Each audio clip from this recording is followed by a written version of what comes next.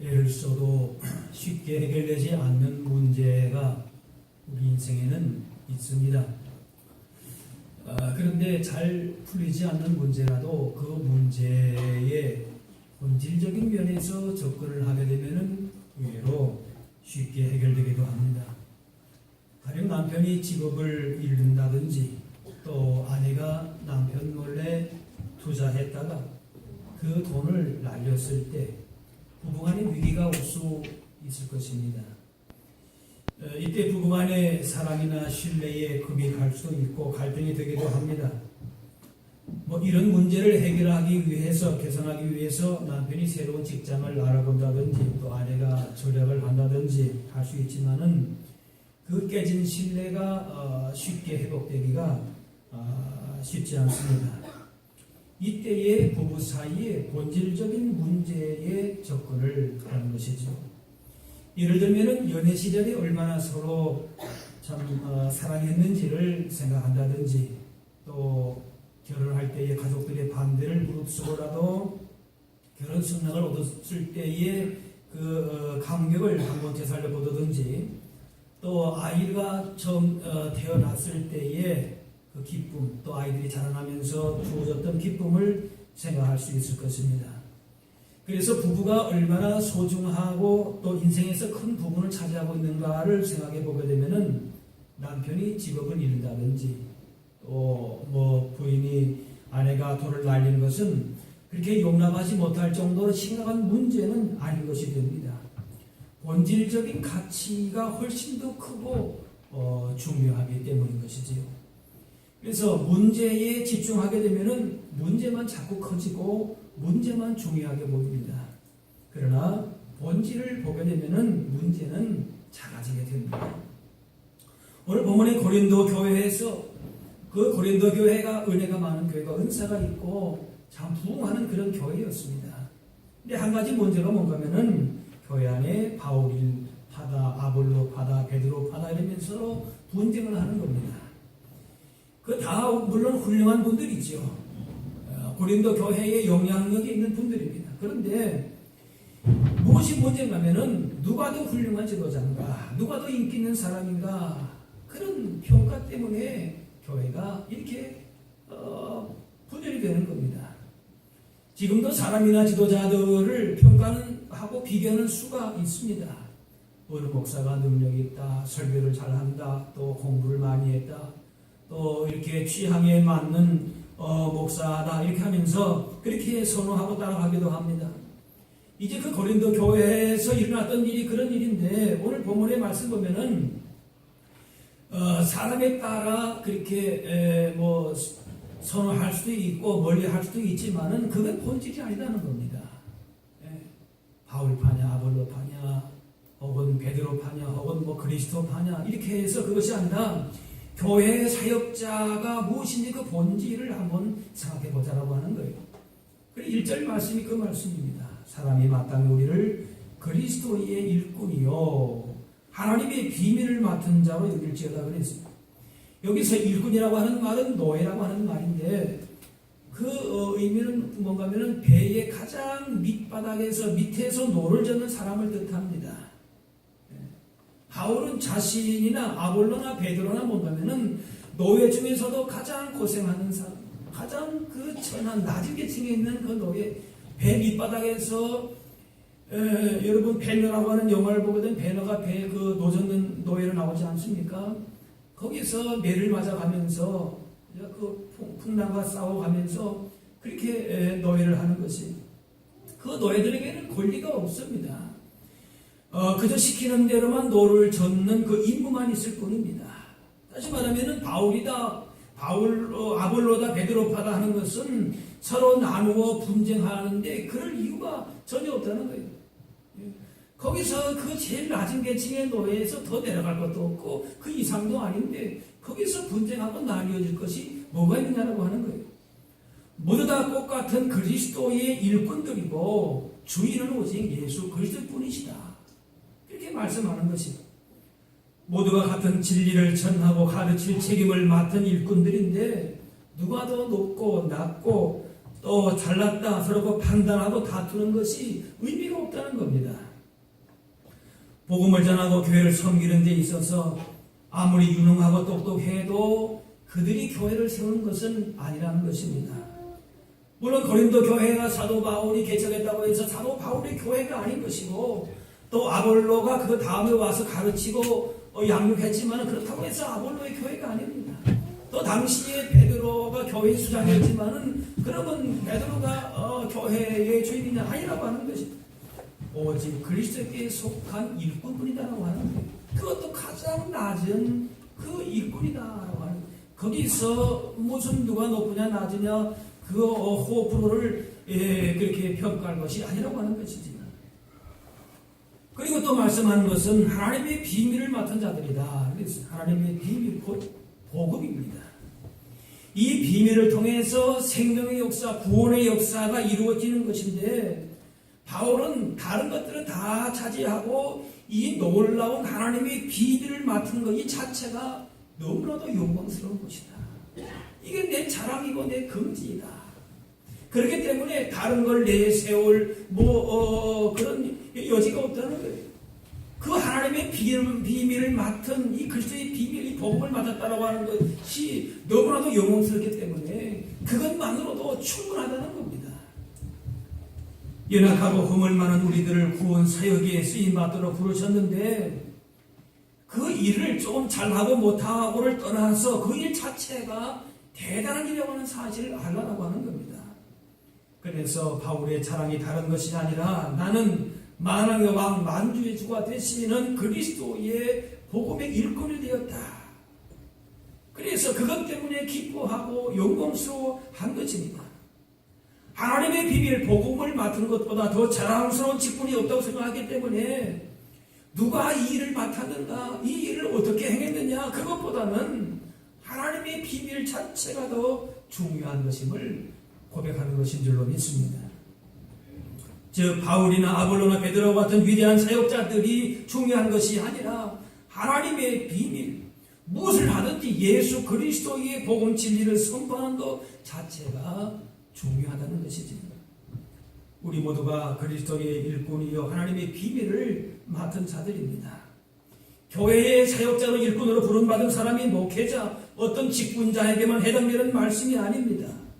그렇기 때문에 우리가 여러분들이 우리 모두가 각자의 여러 가지 그 직분 속에서 말을 맡은 일을 하지만은 그것은 무엇을 하느냐? 그리스도의 하나님의 비밀, 복음을 우리가 맡았기 때문에 거기에 대한 긍지와 자랑, 영광스러움을 우리가 갖고 있어야 된다는 것입니다.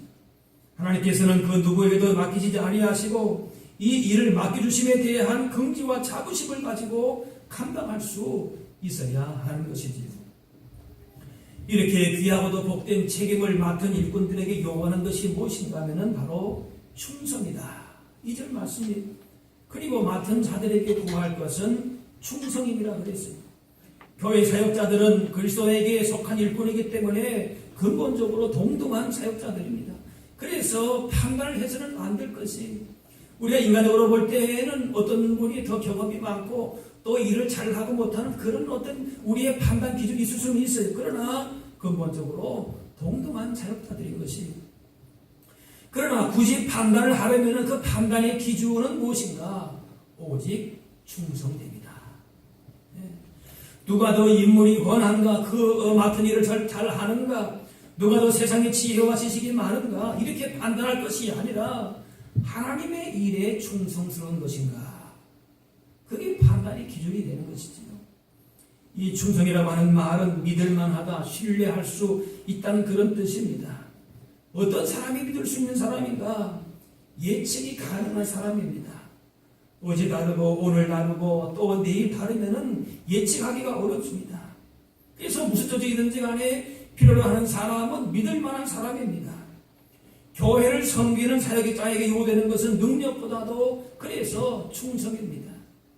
재능의 탁월함보다는 신실함이 요구됩니다. 한결같은 믿음, 신실함을 보이는 것입니다. 어떤 환경 속에서도 변함없이 신실하신 함을 지키면서 어떤 환경이든지 간에 어려움이 와도 묵묵히 그것을 극복해 나가는 것입니다. 그렇게 중심으로 충성하면 주님이 그 사람을 귀하게 보십니다. 그런데 중요한 것은 사람들이 나를 어떻게 판단하는지 혹은 내가 나를 어떻게 판단하는지 보다도 주님께서 나를 어떻게 보시느냐라고 하는 것입니다. 단지 결과만 가지고 비교하고 판단하기가 쉽습니다. 그러다 보면은 진실하게 살아가는 과정이 무시되거나 그 사람의 중심을 간과하게 됩니다. 성도는 진실함으로 온전한 믿음으로 중심으로 충성하는 모습이 나타나야 합니다. 자신을 향한 스스로의 판단과 다른 사람의 평가 전에 먼저 하나님 앞에서 충성된 자로 인정받을 수 있어야 한다라고 하는 것입니다. 그래서 바울은 내가 다른 사람들에게 판단받는 것을 별로 상관하지 않는다 그랬습니다. 3절 말씀 보니까 너희에게나 다른 사람에게나 판단받는 것이 내게는 매우 작은 일이라. 판단받지 않을 수는 없지요. 그런데 그것이 뭔가 하면 작은 일이라고 하는 거예요. 그렇게 신경 쓰지 않는다는 얘기입니다. 나도 나를 판단하지 아니한다 그랬습니다. 우리는 사람들의 칭찬과 비판에 과민하게 반응합니다. 하지만 바울은 사람들의 그 판단에 신경을 쓰지 않을 수 있는 것은 자신에게 일을 맡긴 것은 하나님이심을 잘 알고 있기 때문에 그렇습니다. 만약 바울이 고린도 교회가 나를 이렇게 고용을 했기 때문에 그렇게 생각을 한다면은 교회의 평가에 신경을 많이 써야 할 것입니다. 하지만 그를 부르신 분은 누구십니까? 하나님이시다. 나를 여기 이렇게 불러놓은 분은 하나님이시다. 그렇기 때문에 사람이 이렇게 저렇게 말을 해도 그게 그렇게 크게 반응하지 않는다는 겁니다. 물론 목회자가 자신이 이 교회에 고용된 것이 아니라 하나님이 일을 맡기셨기 때문에 교회나 교인들의 평가에 상관하지 않겠다고 하게 되면은 현실성이 없거나 또 소통이 안 되는 꽉 막힌 사람이라 그렇게 말할 수도 있을 것이에요. 그런데 중요한 것은 사람들이 칭찬해도 그것을 크게 여기지 않고 또 사람들이 비난해도 작은 일로 여기는 것입니다. 하나님의 음성은 크게 듣고 사람의 소리는 작게 듣는 것입니다. 맡기신 일을 감당할 때에 어차피 우리의 능력으로 될 일이 아니기 때문에 그랬습니다. 그래서 사도 바울이 빌립보 말씀에 내게 능력 주시는 자 안에서 내가 모든 것을 할 수 있느니라 그랬어요. 주께서 나를 여기다가 이렇게 세워주시고 직분을 맡기시고 또 거기를 그것을 감당할 수 있는 능력을 주셨기 때문에 어차피 내가 내 의지로 내 능력으로 하는 것이 아니라고 하는 것이지. 어쨌든 바울이 말하는 것은 사역자는 주님의 일을 감당하는 사람들은 하나님의 평가를 받는 사람들이다. 그래서 어떤 면에서 더 두렵고 떨리는 것이지요. 이런 면에서 고린도 교회를 향해서는 사도 바울은 사람을 향해서는 당당한 것입니다. 3절 말씀에 나도 나를 판단하지 아니한다 그랬습니다. 무슨 말인가면은 바울은 자신이 다른 사도들보다도 못하지 않다는 그런 확신이 있다는 겁니다. 그렇지만은 그런 생각으로 자신을 내세우지는 않는 것입니다. 내가 내 자신을 판단할 때에는 얼마든지 그런 안 좋은 얘기도 있지만은 그러나 자기 안에도 좋은 그런 어떤 평가의 증거들이 있다는 것입니다. 그러나 그것으로 나는 판단하지 않겠다. 내 육체적인 그런 자랑으로는 내세우지 않겠다는 것입니다. 그런 판단은 오직 하나님만이 하실 수 있으시고 하나님 앞에서 우리는 다 죄인이다라고 하는 겁니다. 이제 그런 뜻에서 한 말이 4절 말씀이죠. 4절 말씀 보시면은 내가 자책할 아무것도 깨닫지 못하나 이로 말미암아 의롭다 함을 얻지 못하노라. 다만 나를 심판하실 이는 주시리라 그랬어. 그 현대의 성경이라고 하는 다른 성경책을 보게 되면 이렇게 번역을 했습니다. 내가 양심의 가책을 받을 일은 없지만 그렇다고 죄가 없는 것은 아닙니다. 오직 나를 판단하시는 분은 주님이십니다. 그렇게 번역했습니다. 내가 자책할 아무것도 깨닫지 못했다. 누가 감히 이런 말을 할 수 있겠습니까?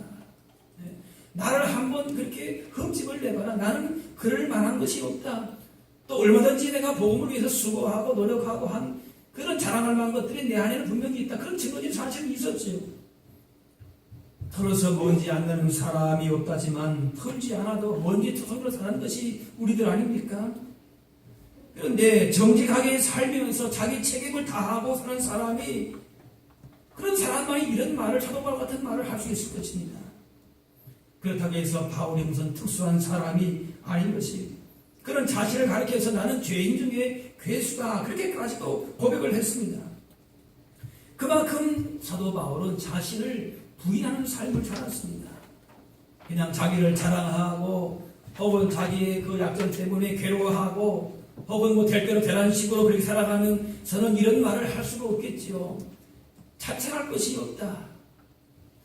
이런 것이 참 어떻게 보게 되면 대단한 말이지만, 그러나 이런 말을 할 수 있는 것이 중요한 것이 아니고 그것이 우리의 목적도 아닙니다. 바울의 그 말을, 다음의 말을 보게 되면 자신이 자책할 것도 하나도 없다고 해서 그것으로 나는 의롭다함을 얻지 못한다. 다른 사람에게 판단 내가 받는 것이 큰 것도 아니고 또 자책할 것도 없고, 그래서 나는 아무것도 판단받지 않고 나 자신도 내가 판단하지 않겠다, 그렇게 말하면서 5절 말씀에 뭐라고 하는가. 5절 보면은 그러므로 때가 이르기 전 곧 주께서 오시기까지 아무것도 판단하지 말라. 그가 어둠에 감추인 것들을 드러내고 마음의 뜻을 나타내시리니 그때에 각 사람에게 하나님으로부터 칭찬이 있으리라. 주님께서 다시 오실 때에 비로소 각자의 모든 것을 밝히 드러내시겠다. 다른 사람이 나에 대해서 어떤 면에서 이렇게 얘기하고 저렇게 얘기하고, 나도 내 자신에 대해서 잘 알지 못했는데 언제 주님이 밝히 우리를 나타내신다고요? 주님 다시 오실 때에, 마지막 때에, 주께서 오시기 전까지는 아무것도 판단하지 말아라. 판단하지도 말고 또 어떤 칭찬도 기대하지 말고 주께서 바른 판단을 하시고 각자에게 칭찬해 주실 때까지 기다리라라고 하는 것이죠. 바울은 자신이 정직하고 자책할 것이 없는 삶을 판단의 근거로 삼는다면 얼마든지 판단할 수 있을 것입니다. 그러나 진짜로 판단하실 분은 하나님이시기 때문에 자기가 자신을 판단할 권한조차 없다는 것입니다. 물론 사도 바울이 죽음을 앞두고 내가 사는 싸움을 싸우고 나의 달려갈 길을 마치고 믿음을 지켰다, 그렇게 자신을 그렇게 평가했습니다. 그러나 최종적인 판단과 평가는 하나님이 하신다는 것입니다. 물론 미래를 위한 평가, 발전을 위한 평가는 해야 할 것입니다. 내가 올해 잘못한 것이 있다면 내년에 다시 그것을 반복하지 않기 위해서 평가를 해야 할 것이죠. 판단하지 말라고 했으니까 그런 평가도 하지 말아야 된다, 그런 것은 아닙니다. 그러나 최종적인 판단과 평가를 하실 수 있는 분은 주님뿐이라고 하는 것이죠. 그가 어두움에 감추인 것들을 드러내고 마음의 뜻을 나타내시리라 그랬습니다. 주께서 이 일을 우리 가운데 맡겨주셨기 때문에 평가도 주님이 하시는 것이 마땅한 것입니다. 따라서 바울이 고린도 교인들에게 하는 얘기가 뭔가 하면은, 너희들이 생각하는 대로, 너희들이 판단하는 대로 바울이 어떻고 아볼로가 어떻고 베드로가 어떻고 그렇게 해서 그런 평가를 해서 그것으로 말미암아 그렇게 분쟁할 것이 없다라고 하는 것이죠. 그게 그렇게 의미가 없다는 것이고, 왜냐하면 그것은 옳지도 않고 정확하지도 않기 때문에 그렇다는 거예요. 그것을 통해서 어두움에 감춰진 것들을 드러내지도 못하고 마음의 뜻을 나타내지도 못한다는 겁니다. 우리가 볼 때 저 사람은 여자 저렇다 말할 수 있겠지요, 물론. 그러나 우리의 판단과 우리의 생각과 우리의 기대로 그 안에 있는 것들을 다 드러낼 수가 없다는 거예요. 오직 그것을 판단하시고 드러내시는 분 누구시다? 하나님이시다. 하나님이 마지막 때는 반드시 그걸 드러내실 것이다 라고 하는 거예요. 오늘 교회의 일꾼을 선출을 합니다. 그런데 선출되는 일꾼만이 아니라 우리 모두가 하나님의 일을 맡아서 관리하도록 책임을 부여받았습니다. 우리가 볼 때에 목회자고 혹은 직분자고 이런 나름대로의 무슨 뭐지 계급과 같이 생각할 수 있는 그런 직분자들이 있지만은 우리 모두는 다 하나님 앞에서 말한 그리스도 하나님의 비밀 복음을 맡은 그 하나님의 일꾼들 주님의 사역자들인 줄로 믿습니다. 그래서 하나님의 비밀 구원의 복음 진리를 가르치고 선포하는 것인데 무엇을 하든지 다 그 일은 귀하고 복된 것입니다.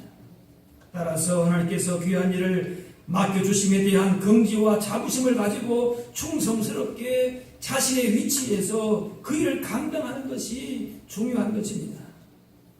우리의 손으로 일꾼을 선출할지라도 주님께서 간섭하시고 판단하실 것입니다. 단지 결과만 가지고 사람을 비교하고 판단하지 말아야 합니다. 사람이 나를 어떻게 판단하든지 내가 나를 어떻게 판단하는지에 대한 관심보다도 따라합시다. 주님께서 나를 어떻게 보시는지가 가장 중요합니다. 네.